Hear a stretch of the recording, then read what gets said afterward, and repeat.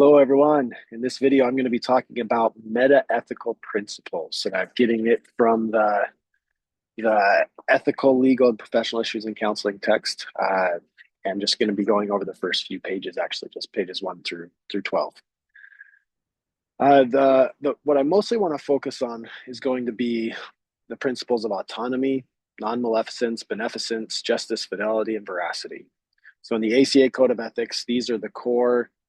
Some authors have referred to them as meta-ethical principles, kind of like those foundational ethical principles upon which all of the codes in the remaining code of ethics they all refer back to those principles. Like those are of transcendent value of that code of ethics. I'm going to emphasize those. But before I do, I just wanted to go to page 7 of this text. There's a line on self-awareness that I really wanted to highlight. So particularly for beginning counselors or beginning counselors in training, if you don't know already, a big part of the work is your own work. A big part of your professional role as a counselor is doing your own work and attending to your own self and to be aware of who you are.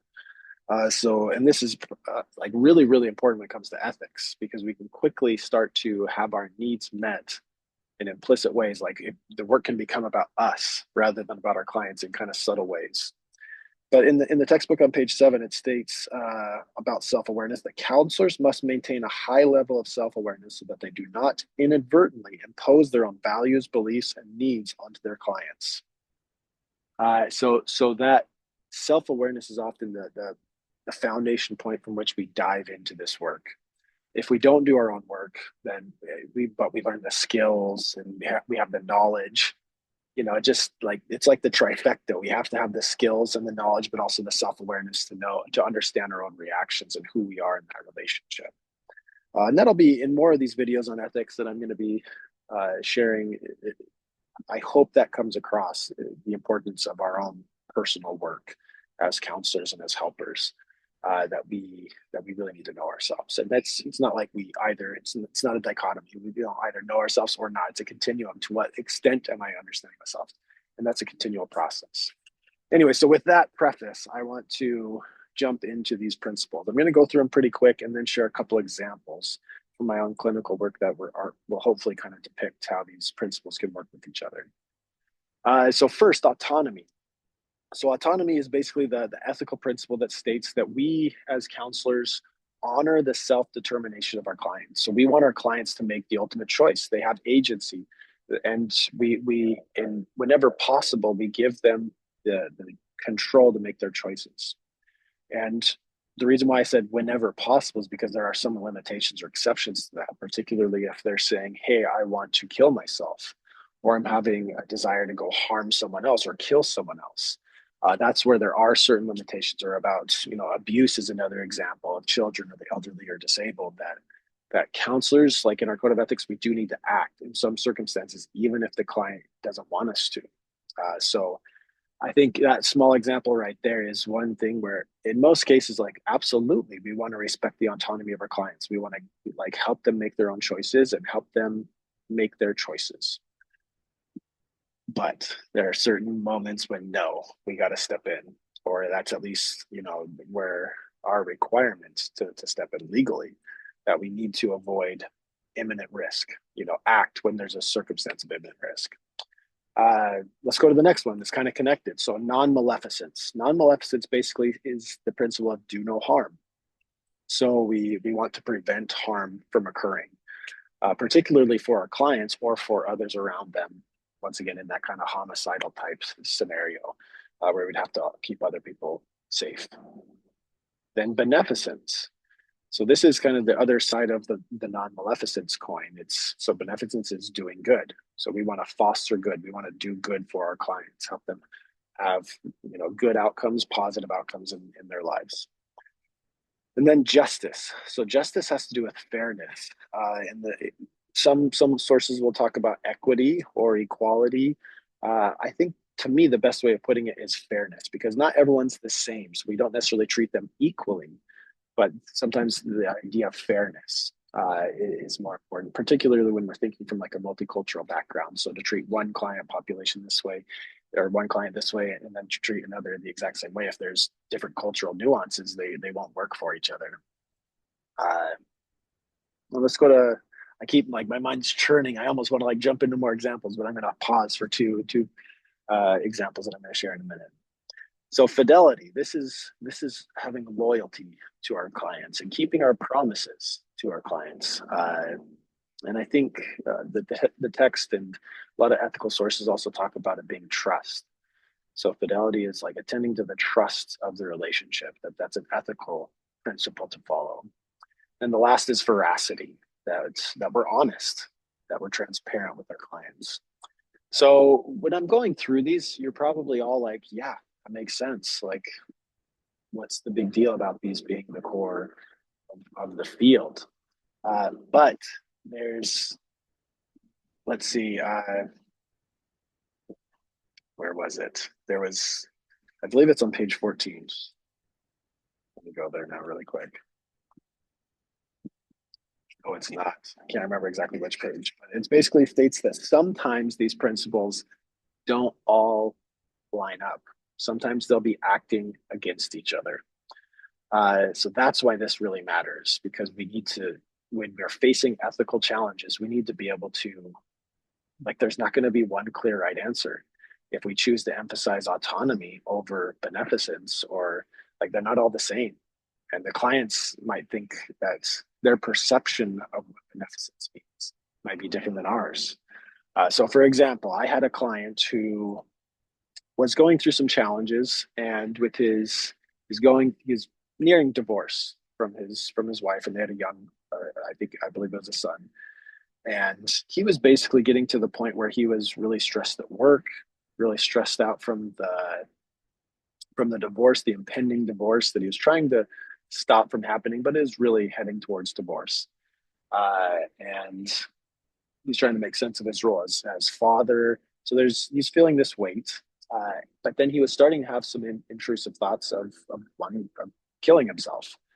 But he even like had resentments too, to where like he thought, you know what if I, like, thoughts would pop into his head of killing his wife and son and then himself. So obviously, this was a very concerning situation.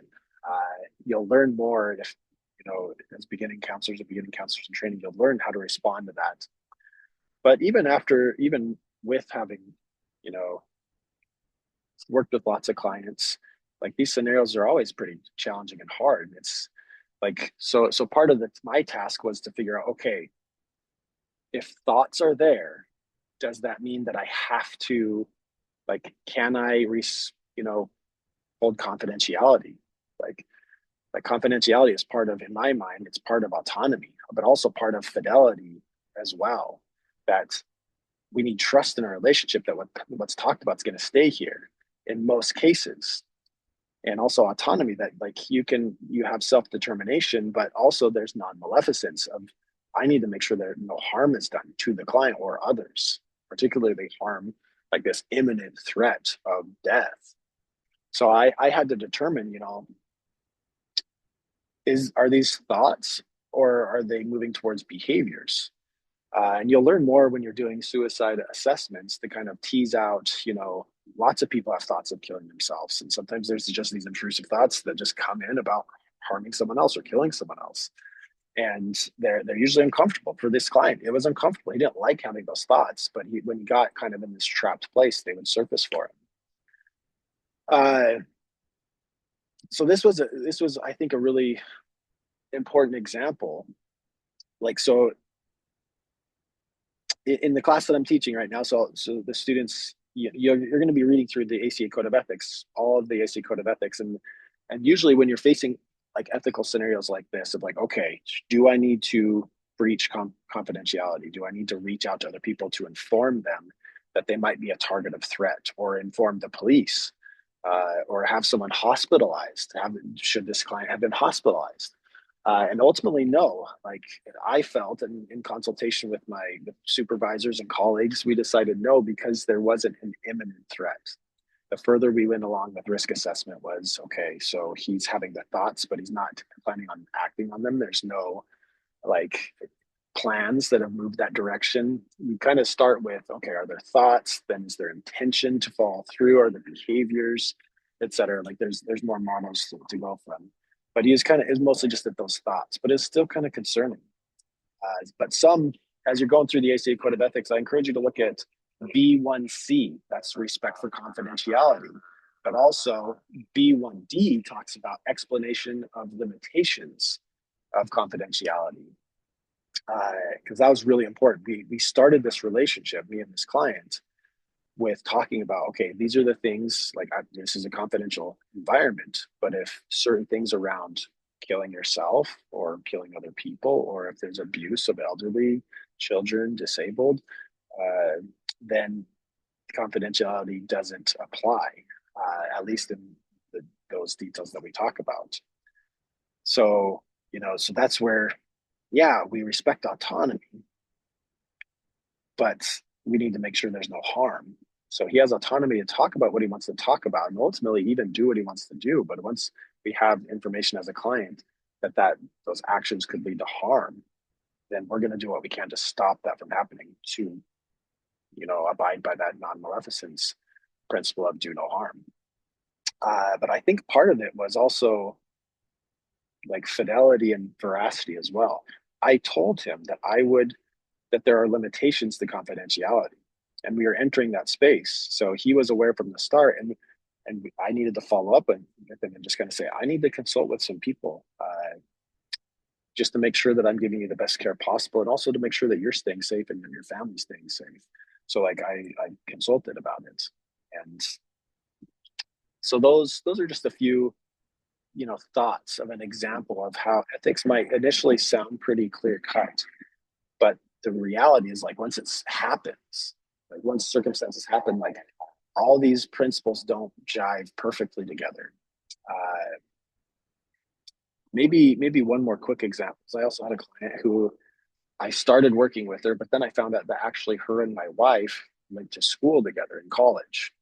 I never knew this person. I don't even think my client knew that I was married to like this person that she went to school with, which is my wife. So in the end, like I had to like think about, ooh, okay, we try to avoid dual relationships whenever possible as counselors. Like it can become pretty sticky to have outside relationships. Some other principles that I saw in the ACA Code of Ethics was A5D, talks about friends or family members. So it says that counselors are prohibited from engaging in counseling relationships with friends or family members with whom they have an inability to remain objective.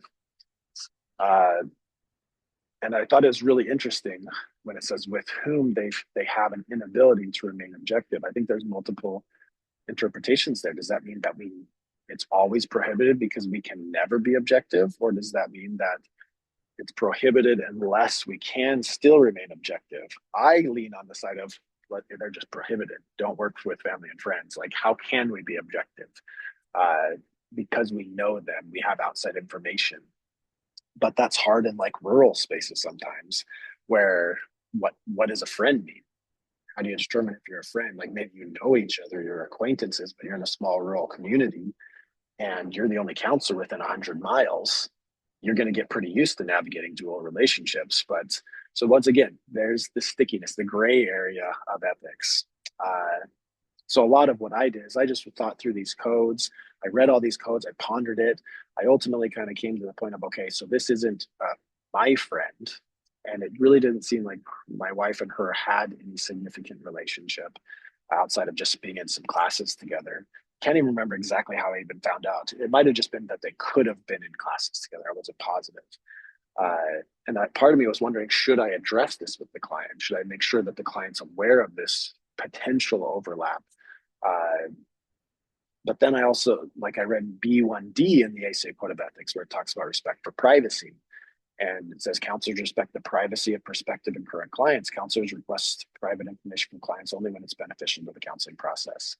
And that was a helpful code for me to consider because it's, would I be doing harm to almost introduce this potential? I wasn't even positive it was, but this potential dual relationship. Would that have been beneficial to the counseling process as it states there? But also, like, I was wrestling with the idea of veracity, of honesty and transparency. So ultimately, in that case, after kind of going through an ethical decision making model, which I'll talk about in my next video. That's part of this textbook later on in the chapter. But kind of came to the conclusion that not for now. I don't think right in this moment there's enough data to suggest that I need to address this because there doesn't appear to be, the type of relationship that would impact our relationship. So bringing that information in would likely not be of value or of help. So once again, there's a few examples. I better stop for time's sake, but there's a few thoughts of these metaethical principles that are all really important, but sometimes they don't all align. But we need to wrestle with them. We need to wrestle with the gray area of ethics. And these metaethical principles are all, to me, beautiful principles that kind of safeguard the profession of counseling. And we need, once again, circling back to where we started, we need the self awareness, though, to be able to reflect, to lean into the gray area, to make sense of, okay, what's happening in this ethical case, and to go to the actual codes of ethics and to kind of sort them out and to figure out how they might apply. So yeah, this is once again just kind of an introduction to the broader foundational principles, the metaethical principles, but we'll continue to go into the specific codes and how those relate back to these metaethical principles. So you probably won't see me outside. I just wanted to do an outside video. It's warm out here in Alaska, so I wanted to be outside. But anyways, you'll see me probably in different settings. But thanks for today.